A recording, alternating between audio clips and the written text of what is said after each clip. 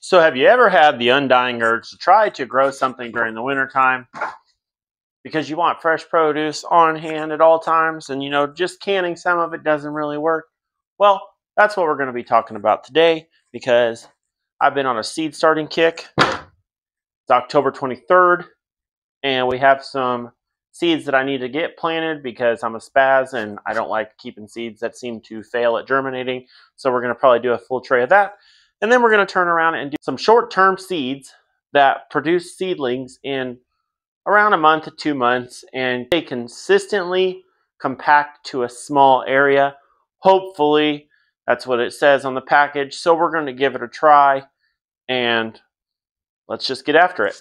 So of course, when you're starting seeds, the first thing you want to do is get a good seed starting mix or a good potting soil.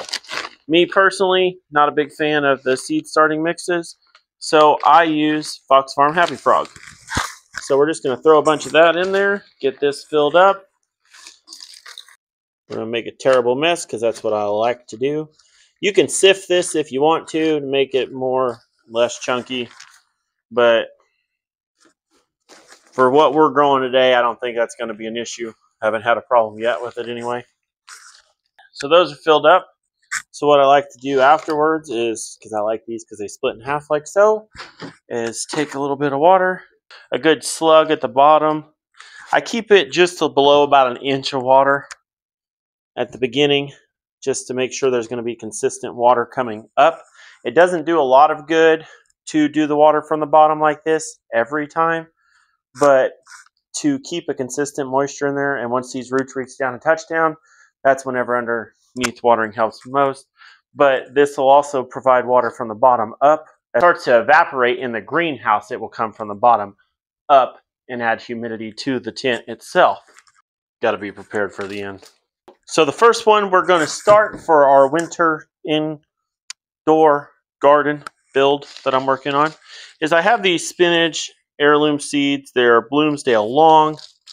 They're not supposed to get they're supposed to get kind of tall and then bush out, but nothing crazy. So the other big reason why these have got to go is I've tried planting these 3 or 4 times now. The first year they did okay. Second year it was so-so.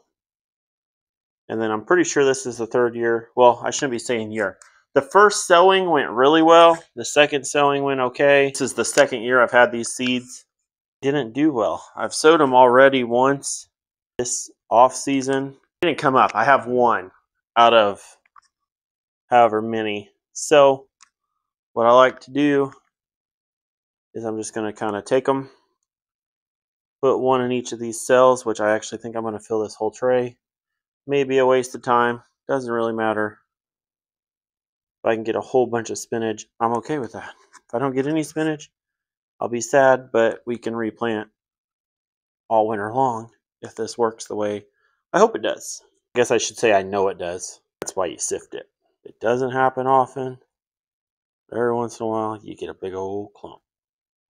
There is our spinach complete. We're just going to get